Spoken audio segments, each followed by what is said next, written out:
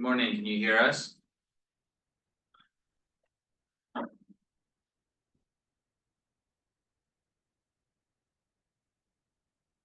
Can you hear us? Yes, can you hear me? Yeah, we can hear you. Excellent. Hey, Cameron. Hello, everyone. Hey, Martha. How's it going? Good. Unfortunately, I will have to jump off. I think at around 1 o'clock, I have a meeting for work, kind of related to the Helene recovery stuff. So I'm sorry I can't be here the full time. That's okay. We are actually scheduled to adjourn by 1, so we'll try to hold Excellent. time for that. But thank you. Okay. And definitely, yeah, go when you need to go. Okay. Thank you. We were expecting some other folks to be here in person with us, so we're waiting a Okay. few minutes just to be able to give folks time to get here. What did y'all get for lunch? I'm so jealous. I missed this one. Looks like sandwiches and salads. Yeah, Perfect. yeah. Good. Good.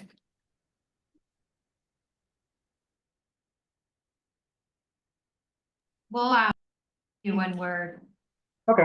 Cool. I'm gonna turn my camera off, but once I That's see that fine. things are going, I'll jump in. yeah, that's fine. Thanks.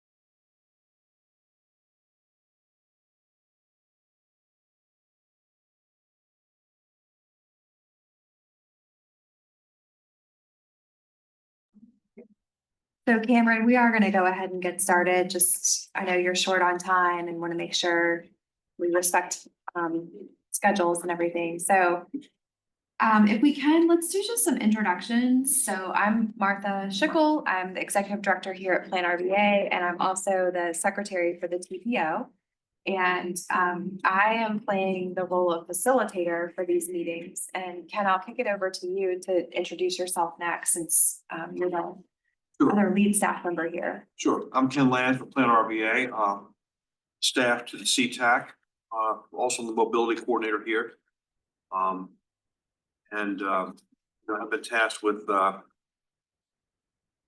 providing support to this work group as we delve into questions about compensation, as well as ways that we can enhance our public involvement and engagement.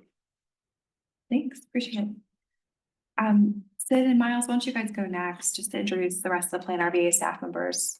Sure. My name is Sid. I'm the Board Relations Support and Digital Media and Technology Specialist. And so I just handle all the meetings and stuff for the board.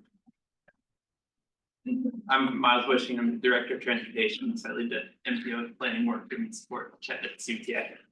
Thanks. Tony? I'm Tony Williams, the Mobility and Transportation Manager at the SPAN Center, formerly Senior Connections, the Capital Area Agency on Aging. And I'm responsible for our Ride Connection Transportation Program. And we use 5310 funds, and every December, I have to write you a letter to let you know that of our intent to apply for funding, since you all keep a tally of everyone that, so. And Ken does that, actually. Keep it tabbed. Yeah. Great, thank you. And you Good to be also here, serve and on the thank you for CSAC. lunch, and Sure. I wish I could eat the cookie, but anybody can have my chocolate chip cookie if they Noted, thank you. want. And you're on the CTAC as well. Yes, Great. Jessica Schneider, Chesterfield County Supervisor, in the Clover Hill District. I'm on the Plan RBA Commission as well as the TPO our TPO Commission. And the, what is it, the outreach? Public engagement Yeah, and outreach. outreach. Committee. So, yeah, happy to be here. Awesome, great. Hey, Stephanie. Then why don't you go next? I'm Finn. I work with the Partnership for Smart Growth. I'm the coordinator for outreach and strategy. I'm not officially on this committee, but I'm sitting in for events. Awesome, great, glad to have you. Stephanie, we'll let you get settled, so we'll let Cameron do his introduction, and then you'll go next, if that's okay. Yeah. Cameron? Hi, everyone. My name is Cameron George. I am the citizen representative of Richmond. And I sit also with Jessica on the public engagement and outreach kind of subcommittee. Happy to be here, and sorry I couldn't actually be there. No worries, thank you. And Stephanie. Hey, hi, I'm Stephanie Power. I work with RVA Rapid Transit. I do community engagement and take care of our programs. Pronouns are she, her, they, them. And I'm glad to be in this space. Thank you, appreciate, glad you're here. And I got word Jordan's having trouble finding a link to join online. Oh. And I'm wondering if it's because she's not officially on the committee. It should, she should be able to just, so she can't find the actual link? Okay. And then she also said that Andrew is asked if I could let y'all know that that he's running late because of work, but I'll know when. Okay. Hang on one second, everybody. I'm gonna.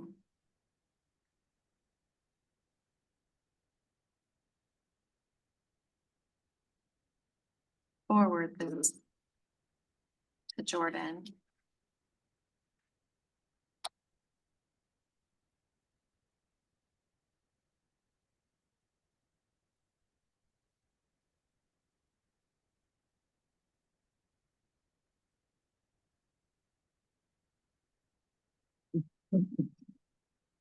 All right, I just forwarded her the agenda that has the link in it.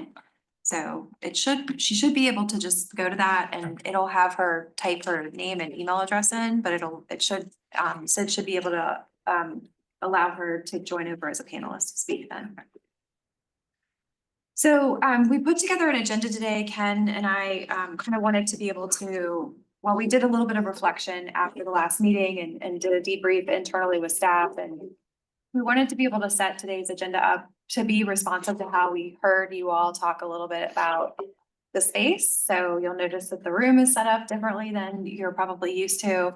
Weren't quite sure how many people would be in person, so I know we're still a little bit spread out, but I think it hopefully moves in the direction that you all were talking about, to be a little bit closer in so that you feel like you're talking to each other. And also obviously being able to accommodate our virtual attendees is always really important. So we tried to, kudos to Sid and Lee for figuring out how to kind of make it all work. The camera up here is what is recording us. So that's the view that Cameron has, just so that you can see that.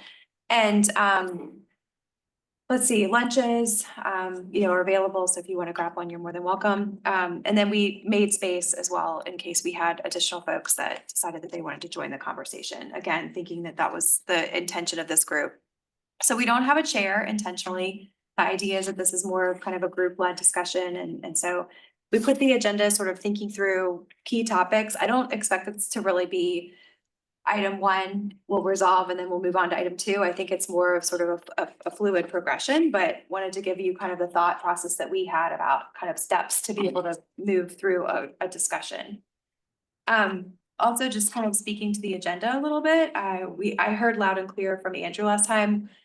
We want to make sure that we are discussion focused and kind of adopting this tone of inclusivity. At the same time, we want to make sure that we're moving toward a deliverable. So you'll see at the end of the discussion, we're really trying to, I think about today's meeting starting as a funnel. So do a little bit of brainstorming, starting with reflections from the last conversation, and then move into prioritization, and then really setting up kind of a scope of work with a set of timelines. In our first kickoff meeting, I had laid out some fairly specific deliverables and deadlines. That is fluid, so I think that this committee does have the ability, this work group does have the ability to adjust that according to what you think it'll actually take to do what you want to accomplish. And I can sort of help along the way think about, kind of if-then situations. So if we want things to get incorporated into the commission and TPO's budget planning process, then we need to have a recommendation come by this time. If we want to pursue other types of things that might not have budgetary implications, there's obviously a little bit of a different timeline there. So I think as we go, we can sort of negotiate and navigate that a little bit so that we make sure we stay focused, but also don't inadvertently cut the conversation short before, before we need to. Sound good?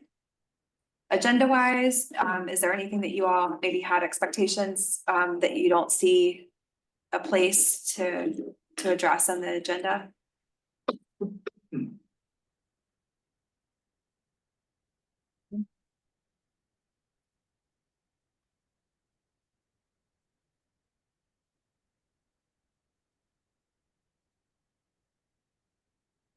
Seems okay. Okay, great. So I'm gonna just, for time, I'm gonna kind of probably do a little bit of liberty to sort of adjust as we go, since we're starting a little bit later, but I think with a smaller group, we'll probably naturally be able to make sure that we have enough time for everything.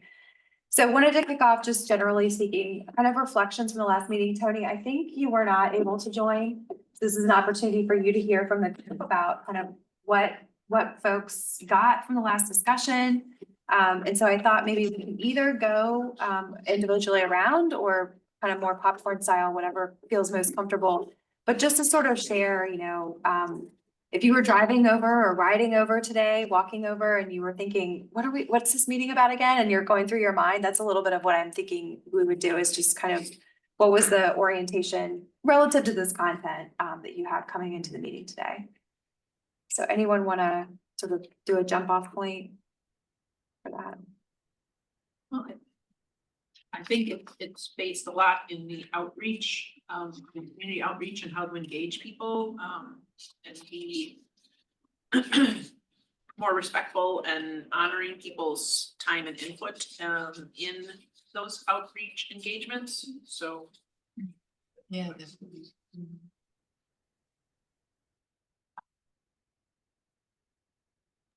I loved the term intellectual capital that came out of our discussions last week that Ernest Moore came up with. But basically the idea that when we're, you know, as institutions who are funded either federally or from a state level, just like getting streams of a lot of funding, when we are then mandated to connect with communities that are marginalized or, you know, folks coming from various backgrounds, especially it's so important to honor people's the value, like really value in people's, the energy exchange of people's intellectual capital or like their lived experience. It's so important. There were Otherwise, two- we're just, yeah. Excuse me, I was gonna say there were two things Reverend Hathaway made note of that I reported, and he said, number one, meet people where they are. And secondly, if you feed them, they will come. Yeah. And I thought that was pretty instructive. It was also my observation that, you know, when we convened the meeting, I think that our focus was, we thought that, well, let's see if we can develop a policy or a practice or whatnot around compensating people to, you know, participate with us. But in the course of the discussion, it seems that we expanded that to talk about what are more effective ways of outreach, with compensation being one of those. That was sort of my sense of our discussion from 2 weeks ago.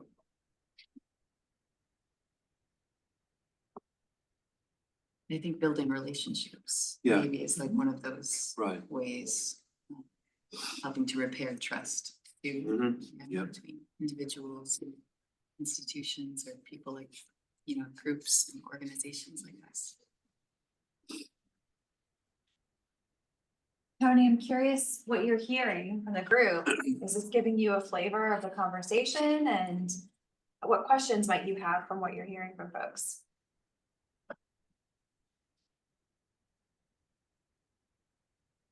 If any, I don't. Well, the common Don't stop. denomination, the common denominator of what I'm hearing is open, respectful communication. Which can sound glib, but I think it's meant to be true. I mean, heartfelt and rather than, Maybe intentional. well, people always say communication is important, and then they go right on doing what they've been doing, which is sort of hoarding information, maybe unknowingly, or being afraid to kind of pitch into the discussion. So, but I mean, I really, I'm not here to talk, I'm here to listen, since I wasn't able to be here the last time. But I mean, meeting people where they are, you know, I guess I'm not exactly sure what that means, meeting people where they are. It certainly is a popular phrase, and I don't mean that as a criticism. I'm just wondering, Tony, do you know what that means when people say meeting them where they are? I mean, I know you were reflecting back what you heard someone else say, but what did that mean to you when you heard Reverend Hathaway say that? Well, for me, it means, you know, go to where the people are. Don't Oh, literally. Don't Okay. open the door or schedule a meeting in your conference room or whatnot and expect everybody to just come flocking in. Right, so public forums Yeah. and things like that. Yeah, if there's a public gathering or an event, use that as an opportunity to engage with people. Got it. You know, or go to their churches. Faith was one of the groups that was mentioned. You know, engaging with them there, or in neighborhood groups, whatever.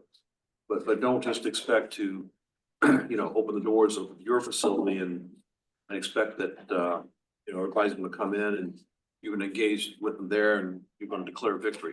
Right.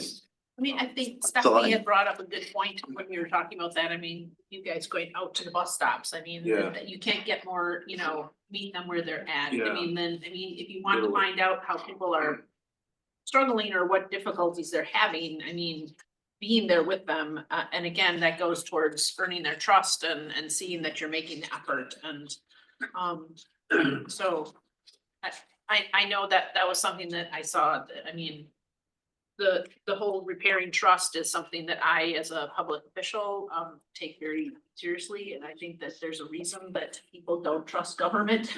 Yeah. And so I just think that it's so imperative that we are open and transparent and talk to people and allow them to guide it or lead the conversations. When I have my community conversations, I just pretty much, I don't have an agenda. I come in and I say, what are your what are you thinking about? What do you want answered? If I don't have the answer, I will get it for you. So I just think that that's, instead of having an agenda, it's sometimes better to have that open conversation to allow people to guide the conversation. So now, what I think I hear is do the legwork to meet people where they are. Yeah, yeah. It involves some legwork. I think it's really important to say too, it's not just like about going into communities, but it's also about the culture of meetings, of any type of meeting space that you have. Like being sensitive, right, to different people's cultures. So even things like, are you playing music at your meetings? That music is like a way that we use music all the time to make our meetings, our public meetings, like just more relaxed. So we create like an atmosphere and environment where people feel a little bit more comfortable. And then you're like, okay, well, what kind of music are you playing? Are you playing music that you like, or you like, or the food that you're serving? Is it culturally appropriate to the people that we're engaging with? Is it food that people would want to eat, depending on Sure. different groups and things like that. But then also like, do people have kids? Are we making accommodations for folks with disabilities? Right, that, to me, that's also meeting people where they are. It's like, okay, well, what are people's needs? Are we accommodating? Are we aware that, of all of the barriers, to participate? Be welcoming. Yes, yeah. Cameron, Yeah, do you wanna add in to Sure. what you're hearing? yeah. Just listening to what has been said in the room, it really does kind of remind me of what the consultant said yesterday in yesterday's meeting.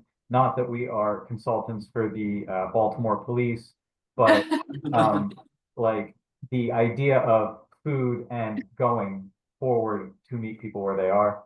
And I think just kind of like food is really a wonderful way to break bread with people, is a way to kind of break down some maybe personal barriers, which can kind of allow for a more honest discussion. Secondly, thinking about last meeting, one gentleman said, we've done enough research, we've done enough studying, we know this stuff already, and I think that's really good. And keeping perspective of like, how much research of this do we actually need to do? So Martha, I just thank you for having that end goal in mind of like how we're going to get this group to have tasks and like output. Ben, you've been quiet. Thank you, Cameron. I'm seeing a lot of heads nodding in what you're saying there, but Ben, you're. I've been thinking, I think, And I'm just doing that to just sort of, okay, I do like, I very much agree with the meeting people where they are. Uh-huh. But I think an important part of that is like making sure you use like language that is accessible, because I know sometimes like when I've gone to public meetings for VDOT or something, they'll have like one of those huge maps out and they'll be using a bunch of like traffic engineer language, and I'm not an engineer, and so I'm like, I literally have no idea what they're talking about, but they expect people to give input. And that's really hard because I don't know how to speak their language, but they're expecting me to be able to give input.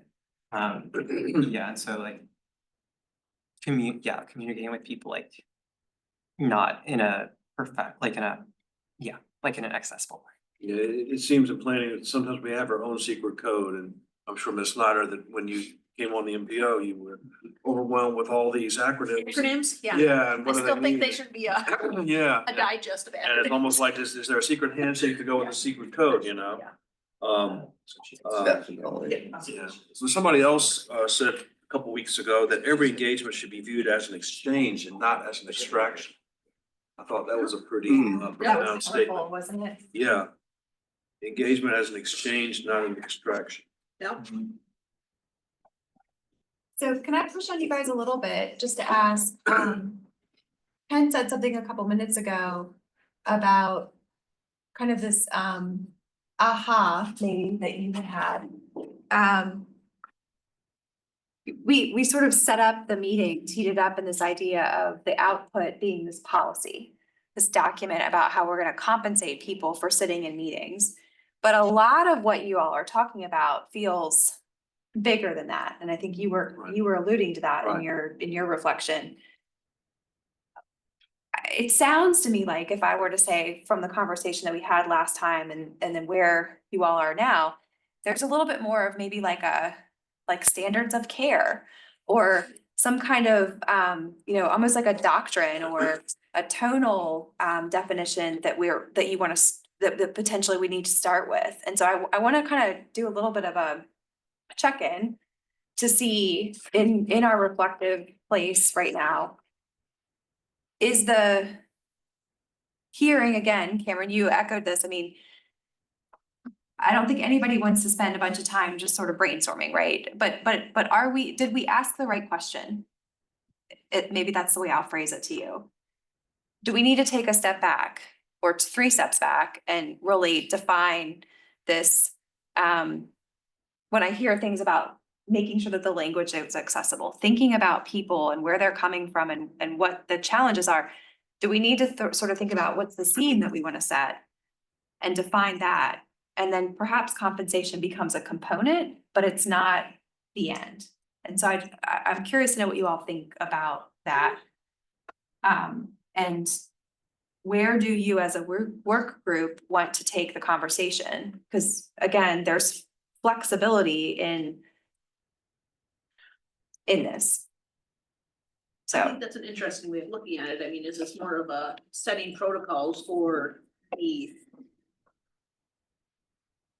dignified and best practices ways of engaging with community, and whether that includes compensation, I think might be maybe not all the time, but definitely in some, I don't know. I don't know, or how we determine when that would be a good thing. So I don't know. I mean, I just think that's a broader base. I mean, maybe we started with one thing and we can do what, how we can engage, I'm not sure.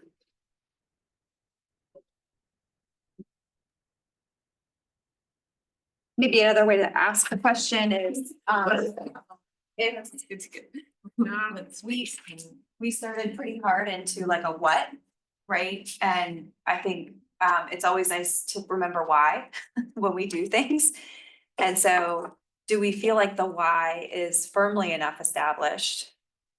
And we can move to the what, or does this work group really need to, like that word protocol that you used is kind of interesting to me. Do we really need to sort of define that? And I mean, it's just really a kind of a question. To make sure that we don't skip steps or we don't slow down. I mean, I think it would be helpful, just personally, for me to know, again, I think maybe you shared some of these last meeting, but do we have some deadlines, right, that we're Sure. kind of working with as far as getting, and yeah, I'm not sure, please Yeah. correct me, but Yeah. as far as getting language around, say specifically around compensation for Yeah. engagement. Because I think I also understand that there's potential for this work group to kind of continue on in a longer term capacity, but it would be really helpful Sure. for me to have a Sure. little more structure. sure. So I'll work backwards because that's how my brain works. And I'll write it down. Okay. So that'll be, so I think somebody said last time, they kind of like to see The it visual, written, yes. right? So Plan RVA, our organization, operates on a July to June fiscal year. So July 1 is the new fiscal year start, which means, budgetarily, so when we think about, we've adopted a budget for July 1 of 2024 through June 30th of 2025. And so the budget essentially is, this is what we expect our revenues to be, this is what we expect our expenses to be, this is what we expect our activities to be related to those two things, and so this is what we're gonna accomplish, how much we think it'll cost, those kinds of things, right? So we're in February. I think all of us know that budgets are, budgets, I think, are intended to be more than advisory. I mean, I do want to be clear from like a fiscal responsibility perspective, but also I think, we recognize that there are things that change over the course of a 12-month period. And so there is that kind of flexibility. When we think about planning for July 1 of 2024, 2025. thank you. 2025. There are steps that we take to prepare and gear up for that. So really practically speaking, June 5th. Miles just keep me straight here, but June 5th and 12th are the dates for budget approval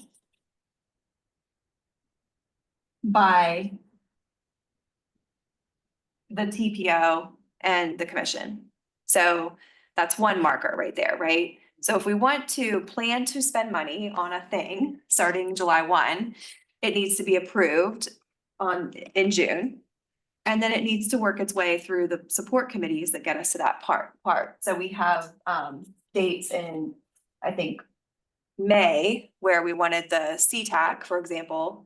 CTAC will meet again in March, then again in May. I think it's like May 15th, something close to that. And then likewise on the commission track, it's a similar kind of timeline. We want the committees to be able to make these recommendations that feed into the budget so that finance committee can do their, vetting, and then it comes to the full board in June. So that gives you a little bit of a sense, I think, of that timeline.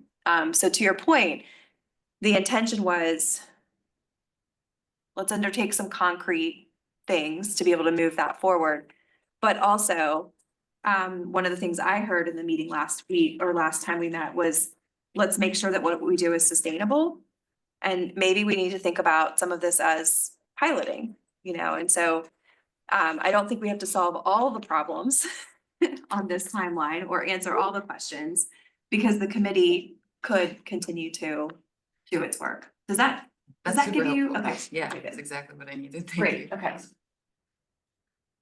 I know you had said it last time, but No, yeah, again, it's visual. I think I was rattling it all off verbally, so it's hard to process all that, yeah.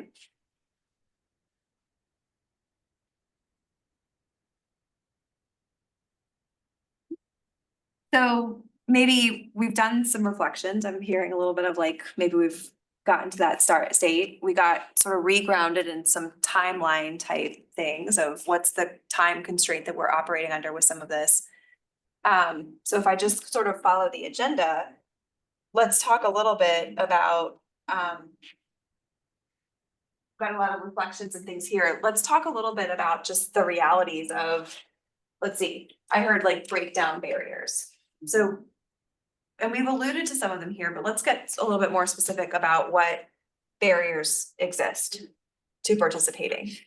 And I would encourage you all to think about this from a personal perspective. I mean, you all sit on this committee, you have jobs and obligations during the day and commitments that come up.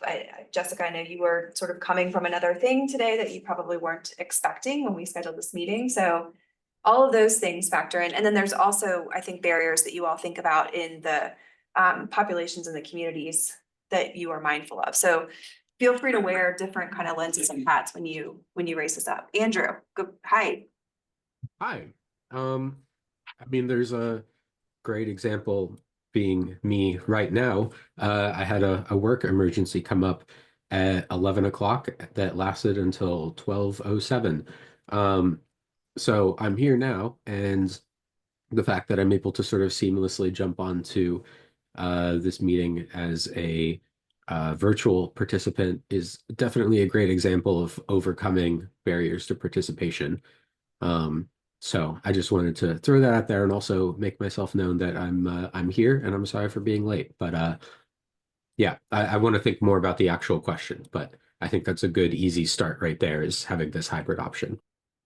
Awesome. Well, thank you Yeah, thanks for and joining us. welcome, and no apologies necessary. I think we all get the reality of things. I'm sorry, it's my head that's. Was he here last night? He was. Yeah. He's got red here. Oh, got it, yep. Thank you. And Andrew chairs the CTAC. Yeah. Okay. That's the easiest identifier for me. I know. Sorry, that might not have been the best thing. No, that's why I constantly deal with other people remembering me who I met at a conference, because it stood out, and then I'm like, oh man, I'm way worse with names than you. You were across the table from me, so now I remember. I could have, yeah. Anyway, okay. We're all in a You're forgiving place, right? So let's keep talking. What are some other, and I mean, we can rip off of this too, but. Well, I mean, I guess the obvious one would be accessibility as far as, transportation and ability to get there or participate virtually, but sometimes that isn't an option either, and so. Yeah, are you on bus lines? Are you not, like the location? Yeah. And Public transportation. Does the bus run, easily accessible? is the schedule such that you can make the meeting, Exactly, without having to wait for an hour or so? yes, Because some of the buses run just what, an hour, hourly? yes, yeah. So if you miss that bus. Yes. you gotta Which go is, this is such a great point, and it's something that we consider a lot too. Like, we have people come, or we've had folks come to our events before, but they had to stop, like a longer term event, like a weeks long program, Right. but couldn't continue to come because the bus was so unreliable that they felt unsafe being, let out at the meeting late at night, Yeah. having to wait around for that 30, sometimes 45, sometimes longer. So we started looking at what does it look like also to So offer ride vouchers. Yeah. that So safety is offer- definitely part of that. Yeah, also. because safety is huge, not just like physical ability, right? Yeah. But yeah, safety for sure.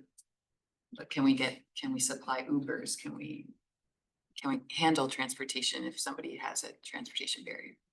And I think too that, it's wonderful that we can participate virtually as Andrew is able to do and Cameron as well. But we also need to remember that not everybody has a computer, knows how to use a computer, has internet, Yes. just all those sorts of things.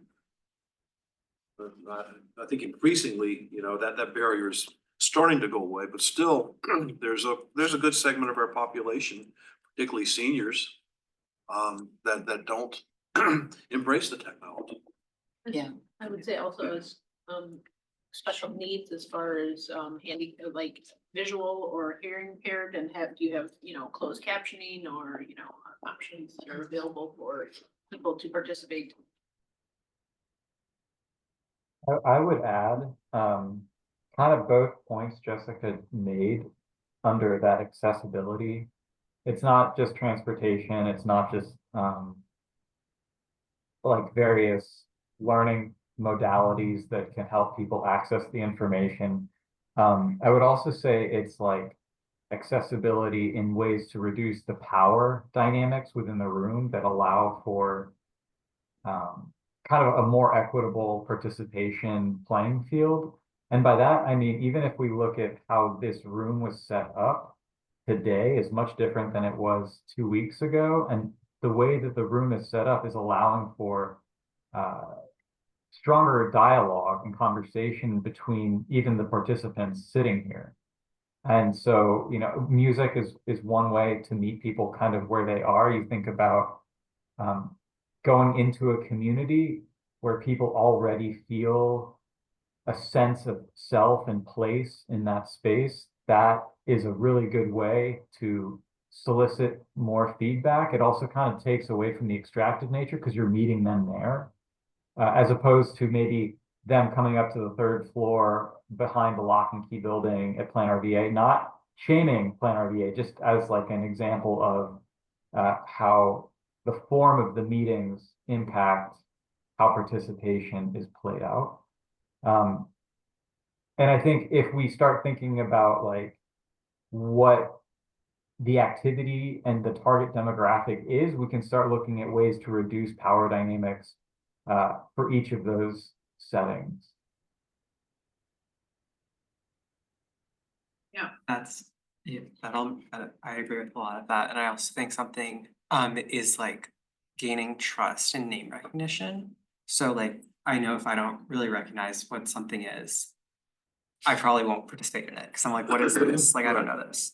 So, But if, yeah, but like, if there is more consistent kind of like branding almost, like it is helpful, because I know like Plan RV has so many different like facets, and that's not something y'all can necessarily control, but like having perhaps like a way of like connecting like that, like showing to people that our TPO and CBTA and Plan RV, though they're different, like they work together. And so I think when having public input and stuff like for all the different things, like because there's so many different comment periods and such, but showing that it's not the same umbrella would be like, could be helpful. brought to you by Planner. Well, the big picture. Yeah, like Yeah, always connecting it back to the big picture of what is this actually doing? Yeah. right.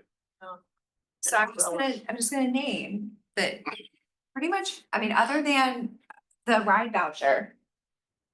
A lot of this stuff isn't compensation or in that kind of bucket or category of compensation. So I just wanna, Yeah, you I- can steer us. well, I'm not really, I think. I wanna know where you want me to steer you. So, But does The energy of compensation this make room- those things more accessible? yeah, so I And think, more, you know, I don't know that there's a does right it- starting point. Yeah. Except for what's right for the people in the room and what's right for us to think about this. Andrew, you wanna, say Yeah, something? sure.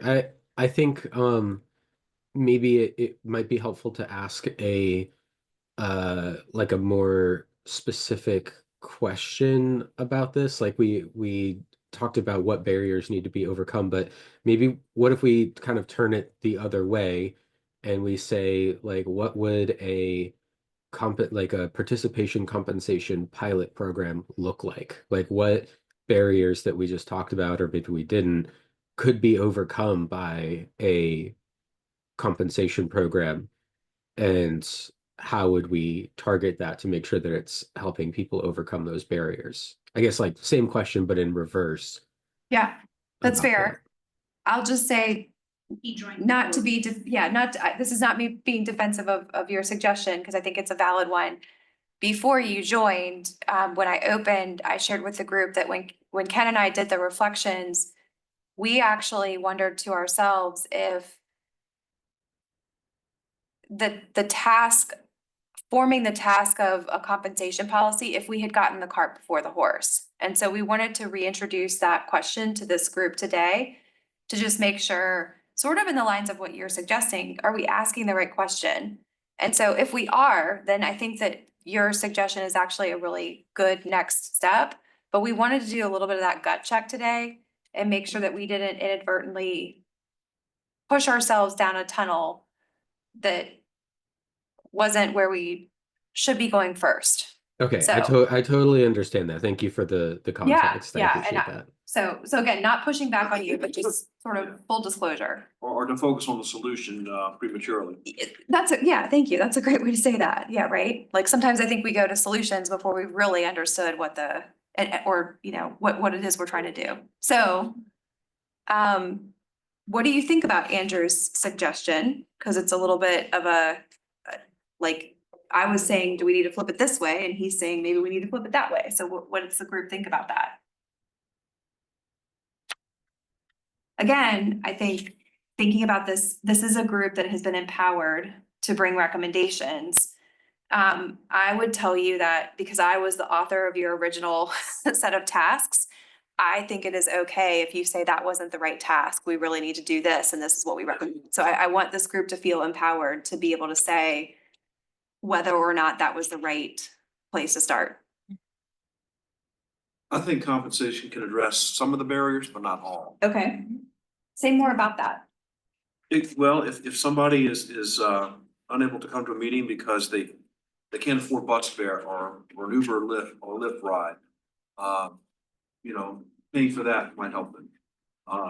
You know, or maybe we pay them so they can pay childcare, so they don't have to worry about that. If you can address some of the things like the power dynamics that was mentioned, or, you know,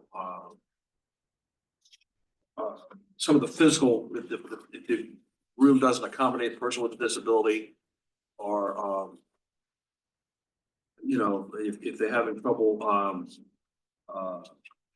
hearing, or seeing, you know, I guess the long term, the money could be used to acquire the technology to help them, but in the short term, it might not be there. So I think it has a place, but it's not the only solution. Okay. So I'm hearing a little bit of what I think, an echo into what Andrew suggested of sort of what barriers can compensation address. And Ken said compensation isn't gonna resolve all of the barriers, but it can address some of them, right? Is that- Yes. So with that framing, is it helpful maybe for this worker to say, we wanna be we wanna be outcome focused. So we're gonna name that what we're working on right now in a compensation policy isn't gonna address all the barriers, but it can address some. And we're gonna craft a policy with intentionality about addressing some specific barriers. And then maybe if the committee desires, they can come back to, or our staff are benefiting from your input to sort of be thoughtful about the other things that you've named. I mean, so there's some choices here I think you guys could, and you wanna add Yeah, more? well, I have a thought, so just because we're now pulling away from compensation for the value of the person's input and turning it more about the compensation to overcome the barriers, and it isn't a so where is that fine line, and is it, are we more about the value of their input and honoring their energy exchange, or are we just compensating to make it more accessible? So that's, I think those are two completely different things. Let's, Yeah, that's that's interesting. So let's talk about that a little bit. Yeah, it's I see, interesting. I see Cameron, did you want to speak? Cameron, do you Well, have- Jessica threw it all on all upside down for me. You know, and I think, right, to everyone's point, we can talk about the barriers that do exist. I think if we do want to be task oriented, it makes a lot of sense to focus maybe specifically on compensation. To Jessica's point, are we trying to relieve them? Are we trying to compensate them for their time as far as like monetary value for their inputs, or reduce barriers to participation? And compensate them that way by, you know, giving them bus tickets and stuff. I would almost, if we're gonna be task oriented, but rather focused on compensation itself, and looking at like ways we could reduce, ways we can compensate them for their time and efforts to get here and participate for us going to them. And I think we talked about some of that last time, as far as, you know, the different levels of compensation, as far as, you know, a meal could be compensation, or, you know, transportation vouchers, or whether it be a gift card or something like, but again, I mean, so maybe that's where we should, the different types of compensation and where we wanna, and I think some of this is gonna depend on what kind of information we're trying to engage and community out, you know, engagement we're trying to get, so I don't know. Yeah, kind of like on that point, like, cause for me, like, I think of like kind of the meals and transportation stuff as like breaking down barriers, or like the entire day. Yep. But I think like when I think of compensation, for me, it is like, it is money. Yep, And yeah. yep, Yeah. so I think they're two different. I also feel like I feel like we've already kind of answered this question, what barriers can compensation address? Or not, maybe we haven't like specifically written it down, but I feel like we're kind of, I don't think I've heard anyone say we shouldn't compensate, we shouldn't look at writing this policy in this group. I think we're all kind of, and Ken made an awesome presentation, did a lot of research, and we all have our own kind of experiences as to why this is, yeah, like, to me, I'm like, yeah, let's, I don't think we need to ask that question. Okay. Personally, I think, yeah, we could look at what does it look like, and I also feel like it's kind of a both and. Yeah. You know, compensation absolutely like helps mitigate some of the distrust. You know, it is to me, like a form of building relationship and repairing relationship and showing that we really do value people and their input and their lived experience. And so then I would say, and I think it's great to be asking some of these other questions, like a little bit deeper. What other barriers are there? How can we, and to me, I kind of feel like changing culture is a little bit of a longer term ask, but it's totally possible. But yeah, I would be okay with like looking at, you know, for example, like a hard example of, I think I brought this up at the last meeting, but Virginia Community Voice, who I'm super inspired by. They do a ton of community engagement with the Latinx community and the African American community on South Side. I think their model is like $20 an hour. That's what they give an offer as compensation for anyone who wants to participate in any of their community meetings. So that's Okay. So let me do a check-in because I felt like it was important to do this, but I'm hearing, I think, at least from that we I think what you said, and I saw a lot of heads nodding. So I think Stephanie, the group feels like they're with you, that this work group is ready to move into the nuts and bolts of compensation. So I want to ask a couple questions because I just want to make clear. For whom and in what context? And you were sort of alluding to that kind of in a different way earlier, but I think that those are some of the questions to be able to get at, like, what's that? I'll just name, Ken has drafted a document, but we intentionally didn't distribute it because we didn't want to get that cart before the horse until we were clear. So I think we can distribute that after today so that people can sit with it. And we can probably be candid with you about who we think that's for and who we think it's maybe not for, so that you all can have that sort of scope in mind, if that makes sense. Yeah. I definitely think as far as engagement for surveys and things like that, or for, you know, community outreach. If you're talking about, you know, regional partners and stuff like that, I mean, they should be doing it just because it benefits them to do them. Whereas I think community engagement, I definitely think compensation is something we should look at, but,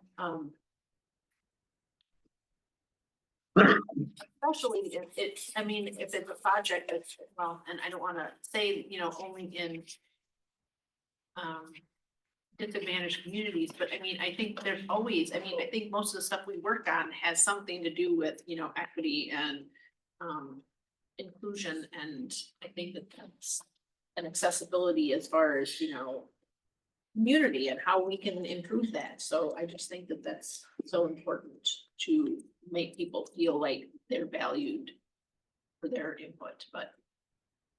Andrew, you have your hand up, you wanna Yeah, add? and I definitely don't want to be, I don't want putting my hand up virtually to be seen as like interrupting. I'm just kind of Getting in the queue. nonverbal. It's meant to be a nonverbal cue.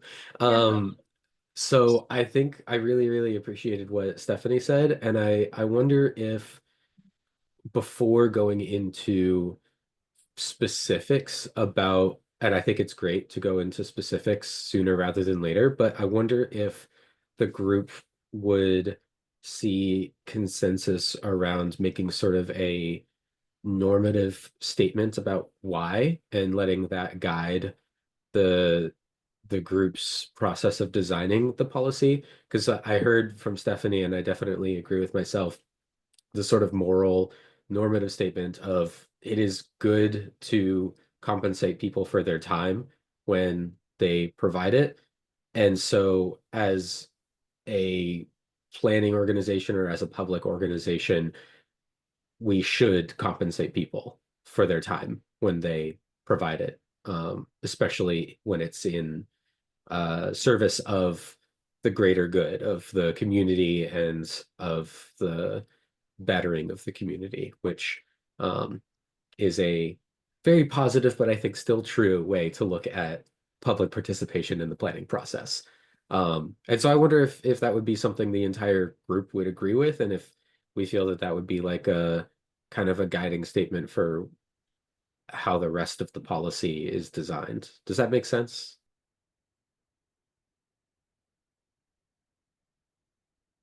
It does. I guess my question I would ask is, I know sometimes you guys put surveys online. I mean, are those things that, you know, is that something that we're talking about compensating for? Is it only for in person? Well- And so those are, Yeah, so a couple things kind of come to mind.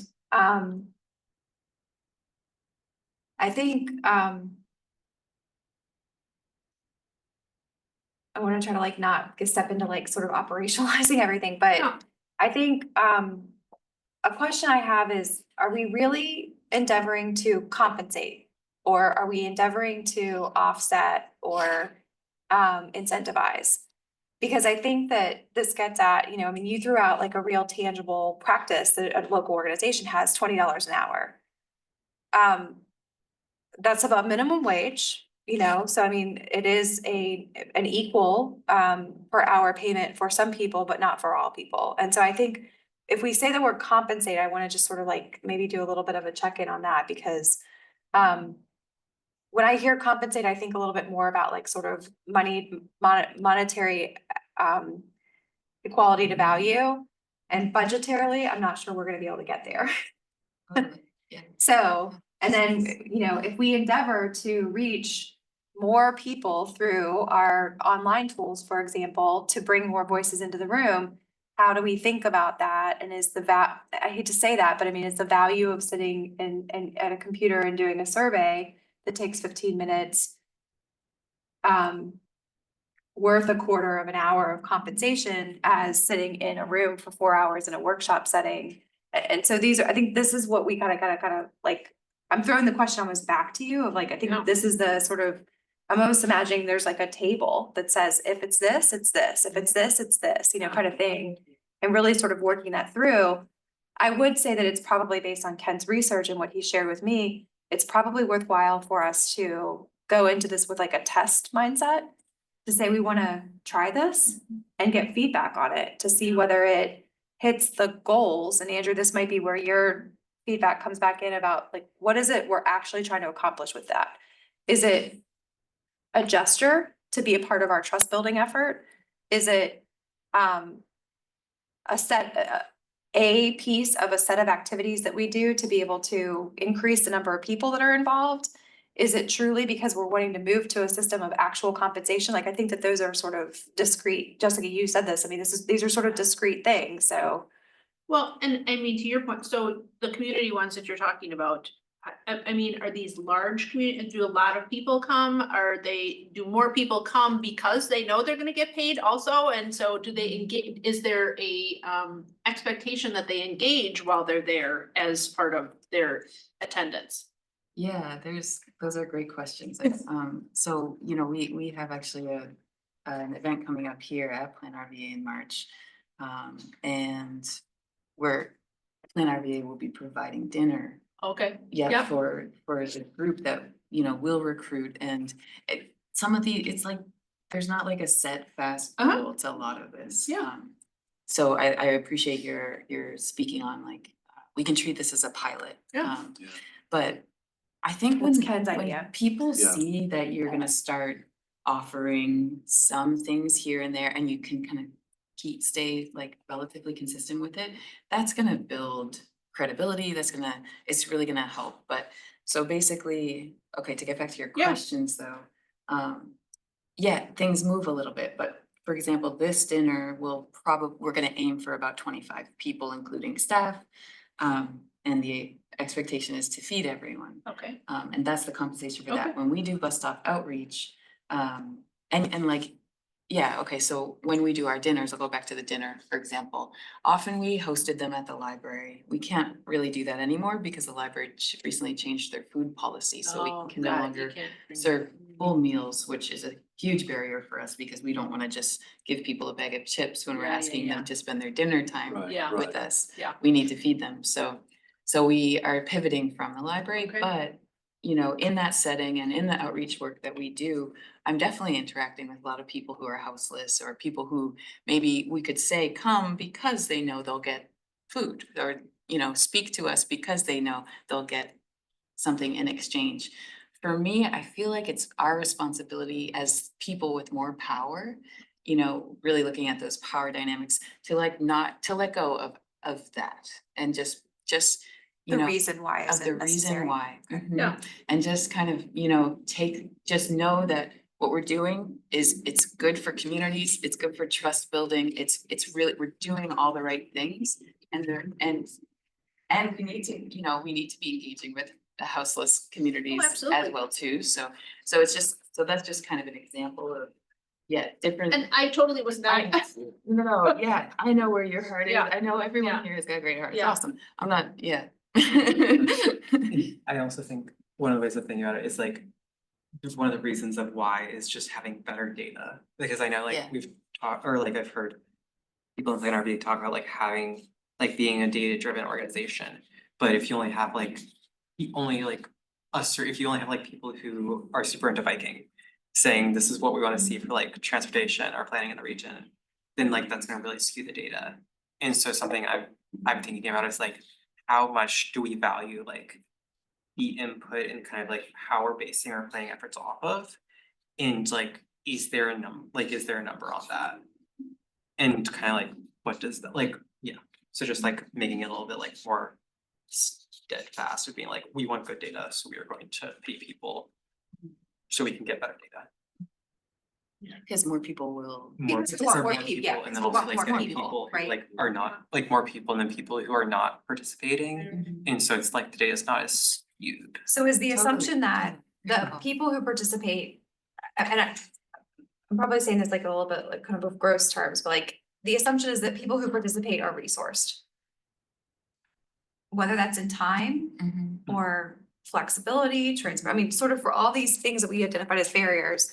The person who just sort of comes of their own volition is resourced to do so in a variety of different ways.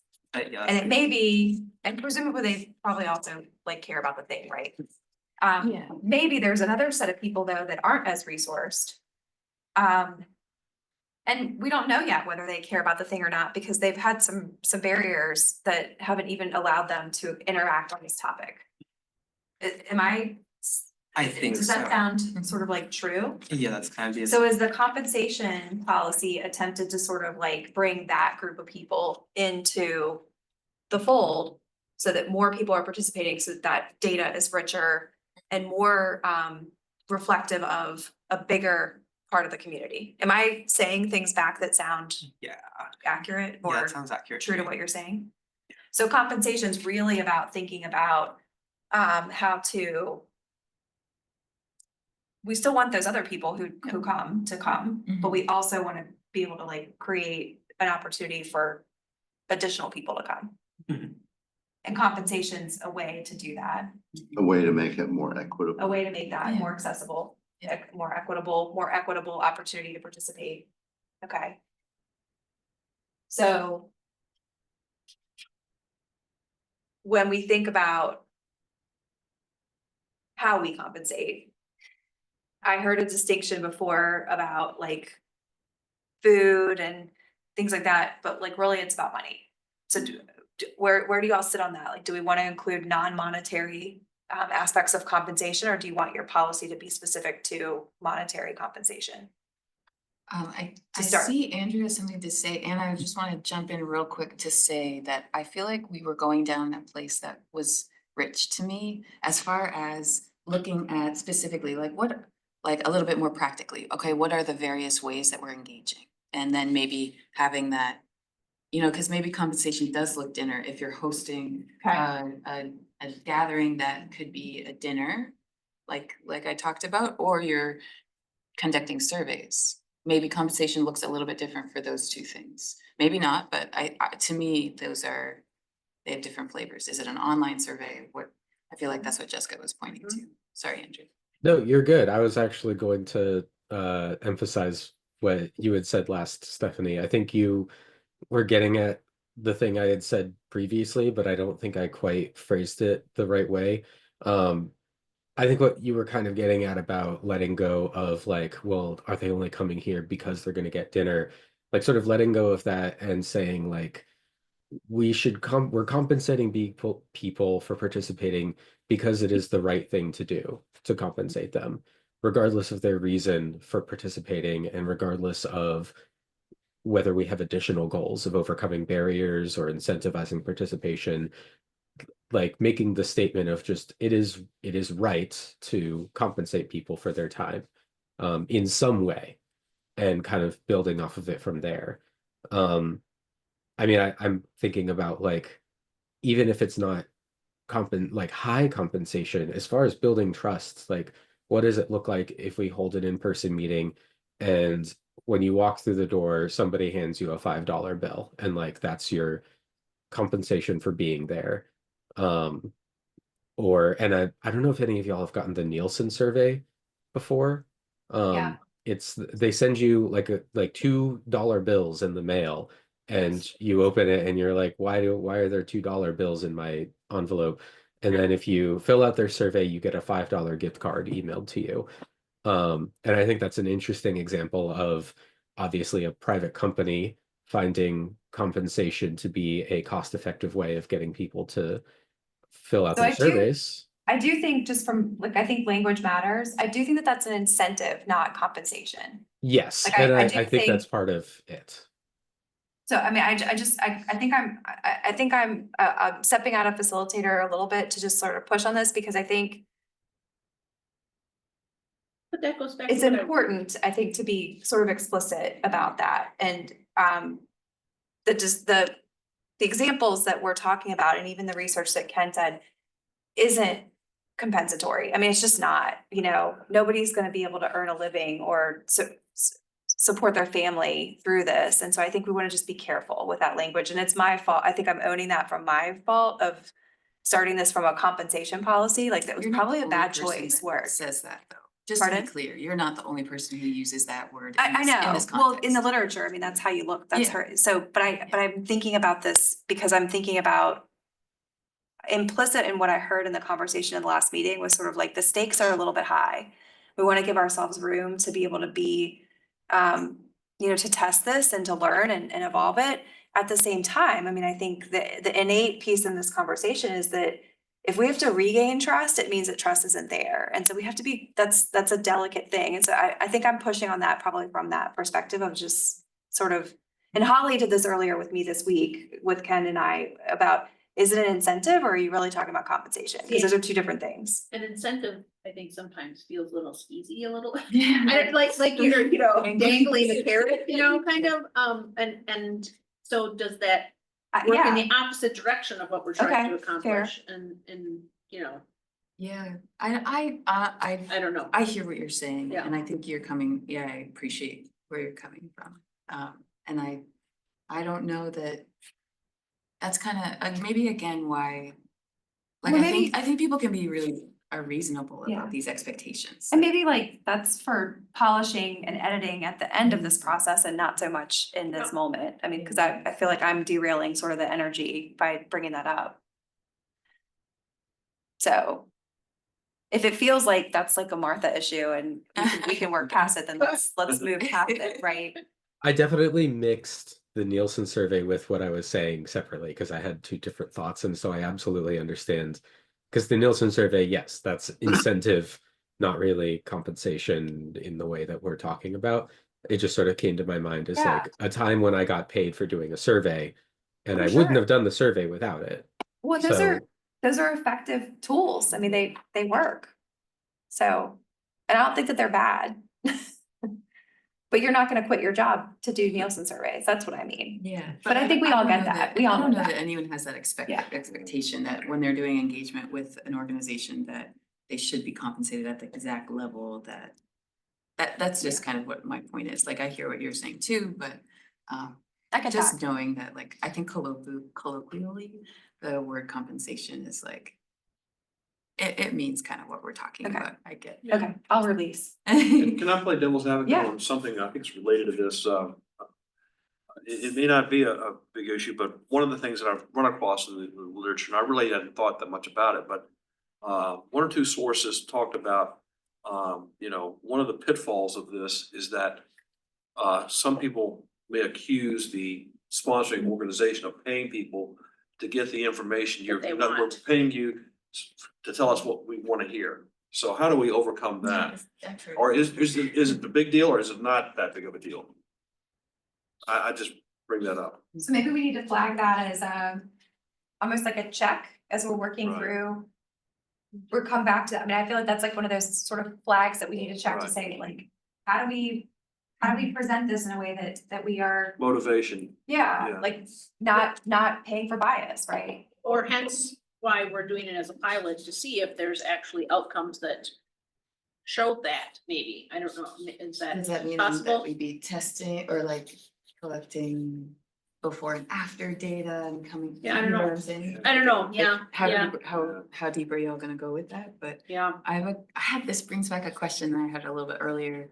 Does Plan RVA have like a DEI or a like a statement or like a, I don't know, yeah, like do y'all have like a social responsibility clause or statement or do you know what I'm Yeah. getting at? Do y'all have that? We have Is- Title six plan. So, no, And I we know don't have a that's D- such an interesting topic to Yeah. talk about right Yeah. now, right? Yeah. so we have a DEI statement. You do. We don't, I'm sorry, we do not have a DEI statement. We have, I think, a lot of language that I hope demonstrates our commitment to whole community benefit and whole community participation in a lot of what we do. I can grab, or Sid, if you wouldn't mind helping me, maybe you could grab the sheet that we handed out to the board yesterday that has the front and back in color Oh, yes. with a picture of the building. Yeah. Maybe we could get some handouts. So we have that. Mhm. We have, from a planning perspective, we have sort of like vision goals that I think speak explicitly around equitable I know opportunity. you use the word Um, equity, like the LRTP. We also have a public engagement strategy which underpinning is in it is embedded. As Ken mentioned, we have a Title VI plan that speaks explicitly about what we will do to comply, to proactively and affirmatively comply with the Civil Rights Act. And then we also have an inclusive meetings playbook that has a preamble at the beginning that says, we believe that planning is best when more people are involved and we need to do things. Many of things are sort of in consideration of the stuff that you identified to be thoughtful and mindful about how to.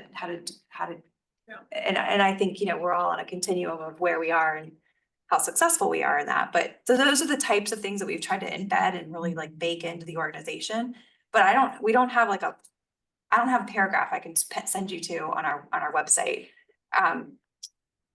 This climate aside, I think our mandate from the board has been this needs to be baked in, which makes it a little bit harder to explicitly pull out and point to, but I think it also speaks to sort of the last 10 years of this agency's evolution and how we've the change from RRPDC to Plan RVA. I mean, the move from the old building to this one, I mean, many of those things were inherently decided because of that commitment, Mhm. even if it's not formed in 5 sentences.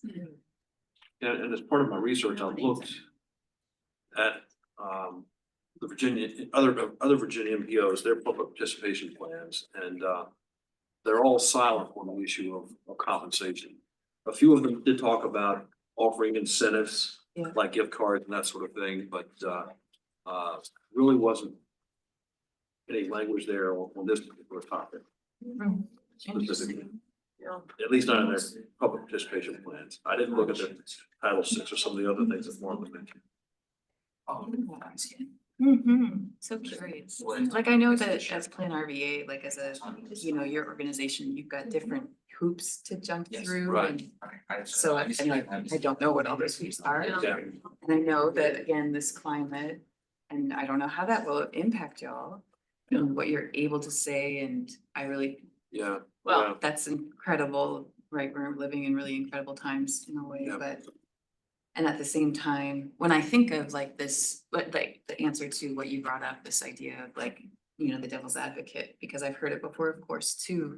And certainly people with a mindset that would want to squash an effort that is about uplifting communities that are often overheard or, marginalized. And there, yeah, people will feel a little bit more emboldened to speak that way. So I think it's wise to think about that and have something ready, to say, yeah, this is why, and this is what we believe in. And again, I don't know all of the things that you can say. So government brain. Yes, government. I hate that I have one. It's really helpful. It's been proven that the current administration is making a hit on people that do have a DEI policy. And so I worry, we're already worried about some of our grant stuff, and I'd hate for that to be part of the actual organization, and then we lose funding for things. But again, because we are so implicit, as she said, it's baked in and and I hear you completely. I just feel like sometimes there's, for the community good, losing funding because of it, is that benefiting it? Yeah, and I hate that we have to be in this position, but I don't know. Me as an independent person, I am talking about it all the time, but I don't do it when I'm in, and I don't know, it's one of those Let me very awful offer, places to be. well, Tony, you have, yeah.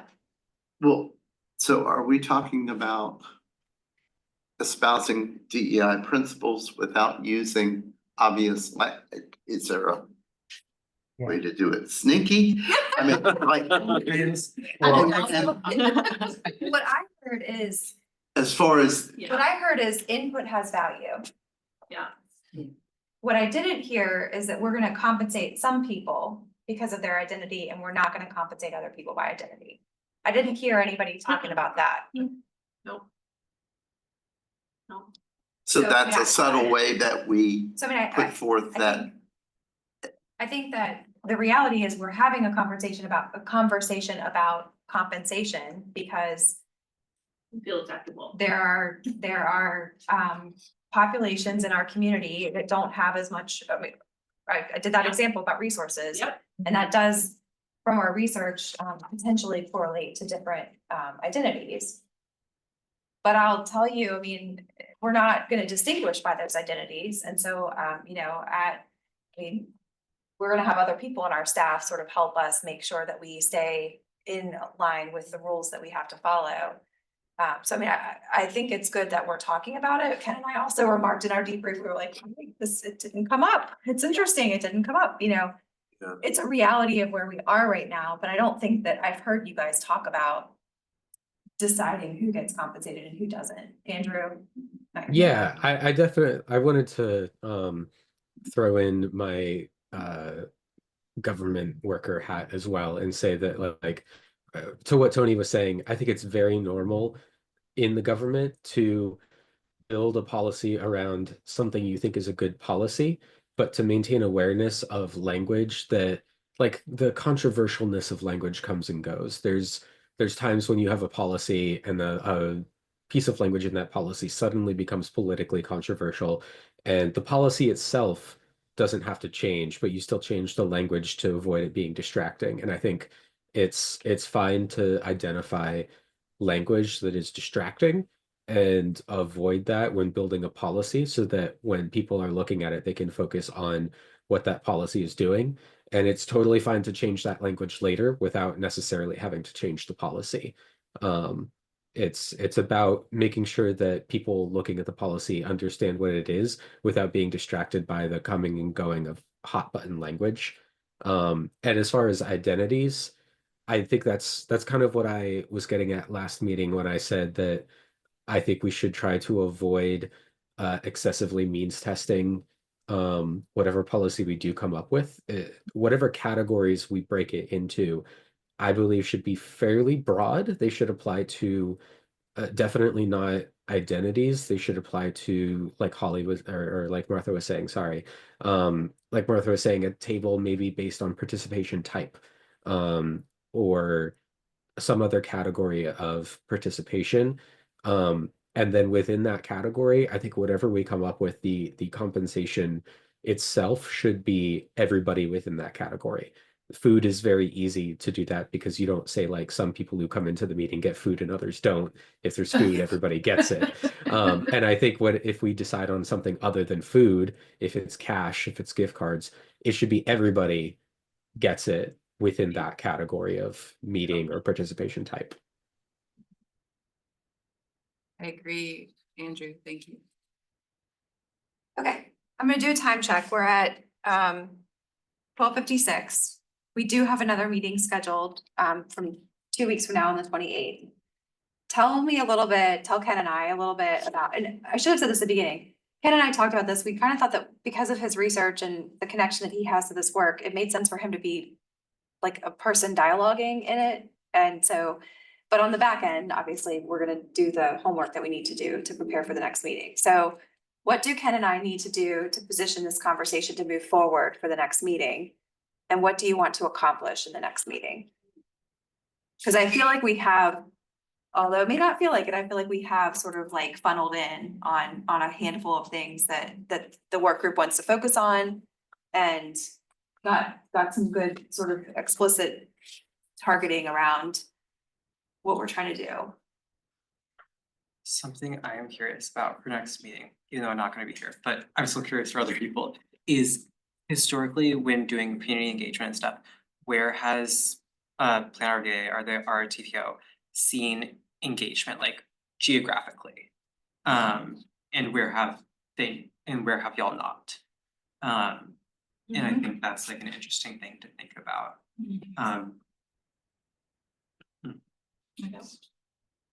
Yeah, if you guys have that data. Yeah. that would be Yeah, really is that something you interesting. have? Yeah.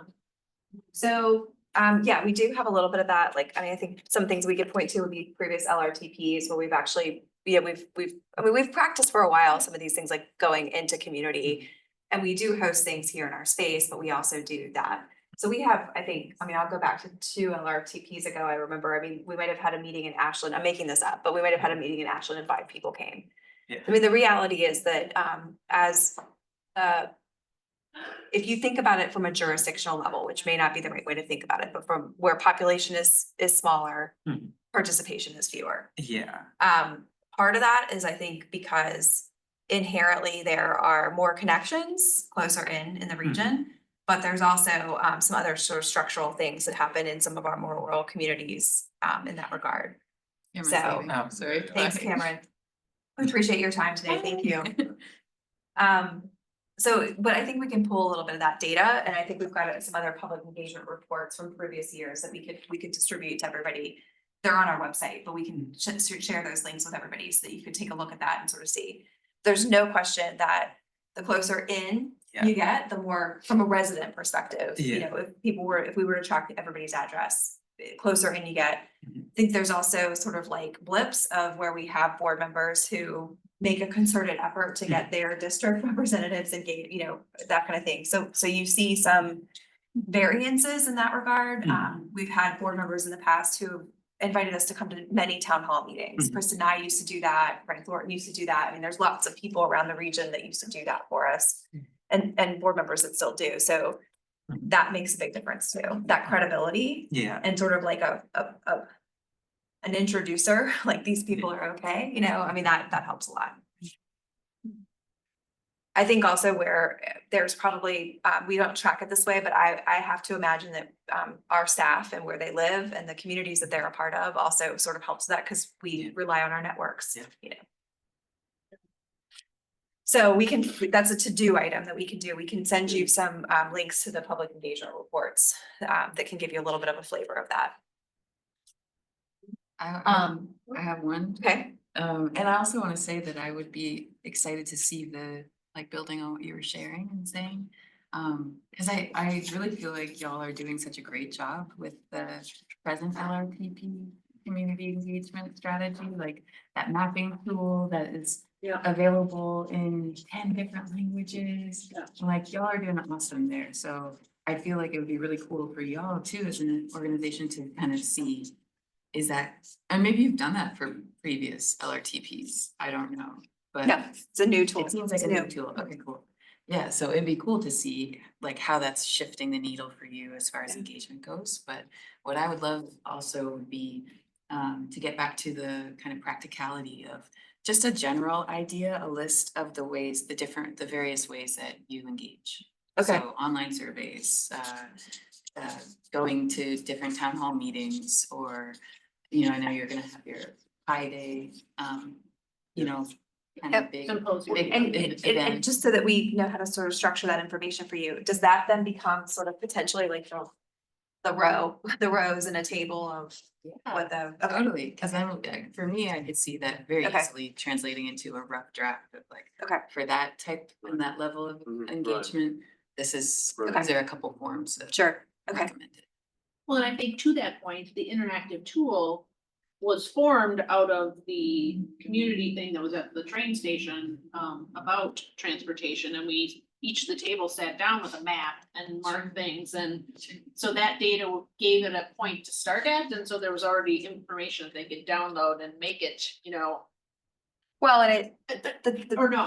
well, no, I mean, all that you did last March got fed in. Yeah, that's So what it's I'm there. saying, and so But now the- more people yeah, can and that- add yeah. on to that. And our so- decision to invest in the tool though was because that way we don't have to have, the only people that get to put their dot on a map Got it. don't have to be there in person. And again, I think that that's what I'm saying, there's still ways of, you took something that Yeah. was in person and turned it into something that was more participatory and accessible to all people, I think, is what I'm saying. Yeah. I was looking at the, And I And think how we you would say guys- that the in-person is still really important. yeah, But absolutely, the virtual creates this additional way. correct. But if we hadn't have fed the in-person data in there, it might have been hard for people virtually To to figure out like understand where to start. Yeah. Right? So like Yeah. it's both are. That's it's what I was we're trying to back say, both. yeah, that's what I was Yeah, no, I trying to think, show the connection point. of what Yeah. she's talking about, the different ways of engaging and how they work together sometimes also, but. And a question I have also is, on the back end of the LRTP with like all the different languages and stuff, are you able to see what language people put that out in, or is it all like the same output? And if it's in different languages, are you all able to pull that data? Great. I'll ask. I don't know the answer to that. It's a pretty robust tool, but I don't know what backend tracking is there for that. You mean like if somebody clicks the translate button, like do Yeah, we know just to that? see like if it's being. I'll find out. I wouldn't be surprised, but I'll find out. Andrew? Yeah, I think this is all really good information. This would be really good information to have access to. I think it would also be helpful to see maybe in addition, like added onto this list, just a check mark of which of those participation methods are used in the LRTP process. Because I'm hearing that I'm hearing kind of a general idea that we all think pilot is a good way to go, especially talking about the immediate fiscal year. It sounds like we all kind of like the idea of doing a pilot program for this fiscal year and then potentially changing or expanding it later. And I think the LRTP also provides an extremely valuable opportunity to test some of these ideas. And so I think knowing which of those things is associated with the LRTP would be a helpful way to look at that and say, if we want to Yeah. say like pick 3 different participation methods and say compensate them at these levels and then apply that to the LRTP. And when the LRTP is done, we have a set timeline and we can look at how that did and all of that. So if I'm hearing you right, one of the to-dos for us is to compile our current ways that we engage. And you would like to have that flagged for what are specific to the LRTP. So that we can have that understanding. And then from a pilot perspective, you all would like to make some recommendations about which I guess like ads you want to make, recommendations for additions to that set of things for how we can incentivize or compensate those engagement strategies for the LRTP. I guess I'm throwing that out there. I'd love to know what Yeah. the room feels about it.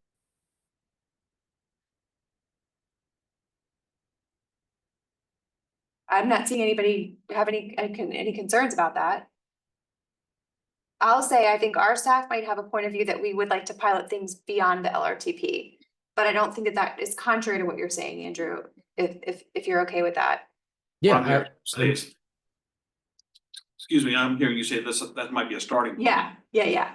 Yeah, I see it as like a time constrained, like that there's going to be participation happening for that specific thing on a timeline, and that has the LRTP is a deliverable as well. So Yes. like there's a start and an end point, and that usually Yes. is a good structure for a pilot program. And what I'll add though is concurrent with the LRTP, we have a comprehensive economic development strategy development. We have a climate pollution reduction plan. We have a natural resources plan, and we have a handful of other. So what I would say is, I think I will say I don't want to lose momentum in those other projects by only piloting with LRTP. So one of the reasons why we wanted this committee to be membered the way that it is so that we made sure that what we test in LRTP and transportation, in fact, becomes consistently adopted across our program areas. So And I totally don't think fine what with I'm, me. yeah, so I don't think what I'm saying is contrary to what you're saying. But I hear what you're Absolutely. saying. We wanna create this window. We wanna create this window of time that we can see whether this stuff is actually making a difference or not. Okay. Ken, do you feel like we're in a good place to Yeah. think about agenda for next time? Yes. Okay.